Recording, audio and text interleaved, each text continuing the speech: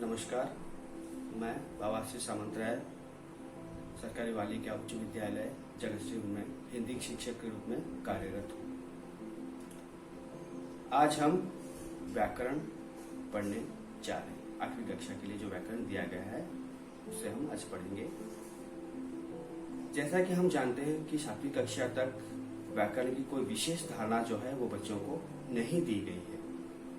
संज्ञा और विशेषण के विषय में कुछ बता दिया गया थोड़ा सा, लेकिन पूर्ण धारणा जो है उनको नहीं दी गई वहां पे। तो व्याकरण जो है वो 8वीं कक्षा से शुरू होती है और आज हम उस व्याकरण से संज्ञा जो है उसका पठन करेंगे कि संज्ञा क्या है। तो संज्ञा क्या है, इस प्रश्न का उत्तर अगर हम खोजेंगे या जानेंगे तो हमारे चारों तरफ जो कुछ भी हम देखते हैं वो किसी ना किसी संज्ञा के अंतर्गत आते हैं। अब मनुष्य जो है हम भी संज्ञा के अंतर्गत आते हैं, जो जानवर हम देखते हैं वो भी संज्ञा के अंतर्गत आते हैं, जो वस्तुएं हम व्यवहार करते हैं वो भी संज्ञा के अंतर्गत आते हैं। कुछ भी हम जो देखते हैं या व्यवहार करते हैं वो किसी ना किसी संज्ञा के अंतर्गत आ जाते हैं। तो संज्ञा की परिभाषा अगर हम जाने तो संज्ञा की परिभाषा क्या होगी? तो संज्ञा की परिभाषा यही होगी कि जिस शब्द से किसी व्यक्ति, वस्तु, स्थान, द्रव्य, भाव आदि का बोध होता है उसे हम संज्ञा कहते हैं। चाहे वो कोई व्यक्ति हो सकता है, कोई पशु हो सकता है, कोई पक्षी हो सकता है, कोई द्रव्य हो सकता है, कोई स्थान हो सकता है, कोई भी। तो जिस शब्द से किसी व्यक्ति, वस्तु, स्थान, द्रव्य, भाव आदि का बोध होता है उसे हम संज्ञा कहते हैं। अब संज्ञा जो है इसका विभाजन भी किया गया है। इसको 5 भागों में जो है विभाजित किया गया है। तो क्या क्या 5 भाग है? उन 5 भागों में पहला जो है वो है नामवाचक या व्यक्तिवाचक। दूसरा जो है वो है जातिवाचक। तीसरा जो है वो है द्रव्यवाचक। चौथा जो है वो है समूहवाचक।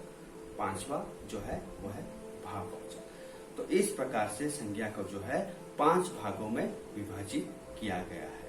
अब हम देखेंगे कि वो 5 भाग जो हुए हैं उसके अंतर्गत क्या क्या आते हैं। तो पहले हम संज्ञा के इस परिभाषा को देख लेते हैं जो हमने लिखा है। देखिए आप लोग कि जिस शब्द से किसी व्यक्ति, वस्तु, स्थान, द्रव्य, भाव आदि का बोध होता है उसे हम संज्ञा कहते हैं। देखा आप लोगों ने? अब उसके नीचे मैंने उसके प्रकार भेद जो है उनको लिखा है। देखिए पहला जो लिखा है वो है नामवाचक या व्यक्तिवाचक। दूसरा जो है वो है जातिवाचक। तीसरा जो है वो है द्रव्यवाचक। चौथा जो है वो है समूहवाचक।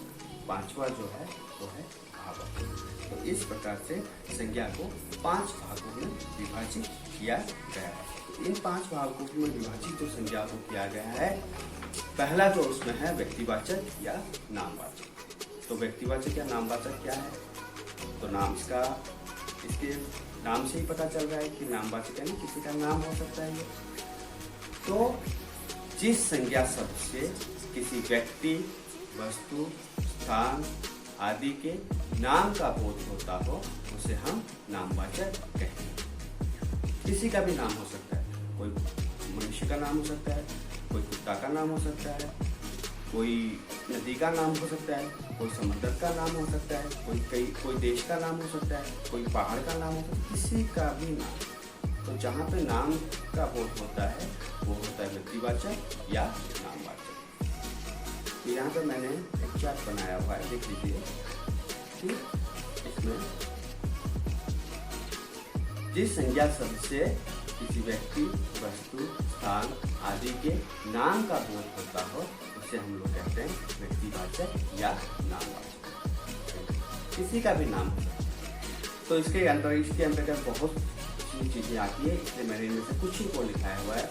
जैसे यहाँ पे मैंने लिखा हुआ है कि व्यक्तियों के नाम, व्यक्तियों के नाम यानी हरि, राम, सीता, गीता, ये व्यक्तियों के नाम होते हैं, तो ये व्यक्तिवाचक संज्ञा है। उसके बाद है दिशाओं के नाम। दिशा जैसे आप लगते हैं पूर्व दिशा, पूर्व पश्चिम, उत्तर, दक्षिण। नदियों के नाम गंगा, महानदी, कावेरी, गोदावरी, है कि नहीं। देशों के नाम भारत, अमेरिका, रूस, जापान।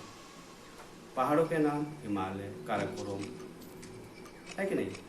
और उसके बाद शहरों के नाम कलकत्ता, कटक, भुवनेश्वर। त्योहारों के नाम दीपावली, दशहरा, होली, ईद, है कि नहीं।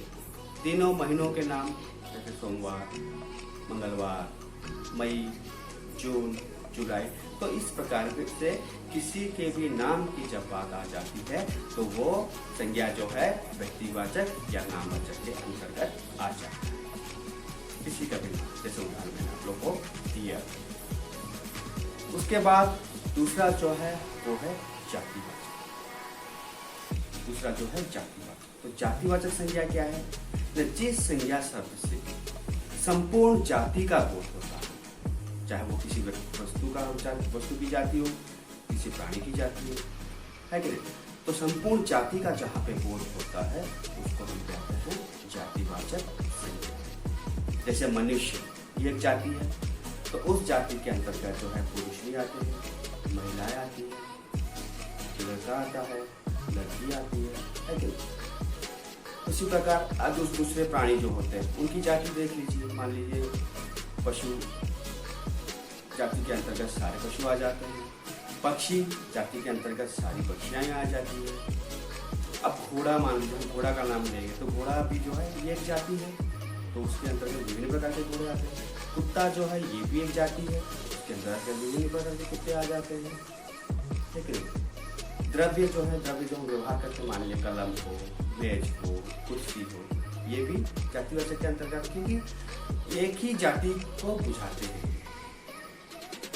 संपूर्ण वस्तु जो है ये एक ही जाति को बुझाते हैं। जैसे उदाहरण मैंने दिया कुत्ता का, तो कुत्ते के अंतर्गत जो है विभिन्न प्रकार के कुत्ते आ जाते हैं, है कि नहीं। मनुष्य जो है उसके अंतर्गत विभिन्न प्रकार के मनुष्य, जैसे मैंने कहा पुरुष आते हैं, महिलाएं आती है, लड़का आता है, लड़की आती है। तो इसको कहते हैं जातिवाचक संज्ञा। पद जो होते हैं, मान लीजिए शिक्षक पद जो है ये भी एक जातिवाचक है। डॉक्टर पद जो है ये भी एक जातिवाचक है, क्योंकि जब डॉक्टर की बात करेंगे तो संसार में जितने डॉक्टर हैं वो उसके अंतर्गत आ जाएंगे। शिक्षक की बात जब करेंगे तो संसार में जितने शिक्षक है वो उसके अंतर्गत आ जाएंगे। तो संपूर्ण जाति का बोध कराता है जातिवाचक जो। इसके अलावा प्राकृतिक तत्व जो होते हैं ये भी इस जातिवाचक के अंतर्गत आते हैं। जैसे बाढ़ हो गया, वर्षा हो गई, भूकंप हो गया, है कि नहीं, ज्वालामुखी, ये जो है ये भी। तो प्राकृतिक तत्व जो जितने भी हैं वो भी जातिवाचक के अंतर्गत आ जाते हैं। तो आज हमने संज्ञा क्या है उसे जाना, संज्ञा के प्रकार भेद कितने हैं उसको जाना, संज्ञा किसको कहते हैं उसको भी जाना। इसके अलावा जातिवाचक, नाम व्यक्तिवाचक या नामवाचक, इसको भी हमने पढ़ा कि क्या है। तो जितना भी आज पढ़ाया गया आप लोग उसको घर में अच्छी तरह से पढ़ लीजिएगा, और कोई भी परेशानी अगर आपको समझ में आए तो अपने शिक्षकों से ये पूछ लीजिए, वो आपको बता देंगे। जहाँ भी आपको कोई भी मुश्किल आए समझने में वो आपको समझा देंगे। बाकी जो बचे द्रव्यवाचक, समूहवाचक और भाववाचक, इनकी आलोचना हम अगली कक्षा में करेंगे। धन्यवाद।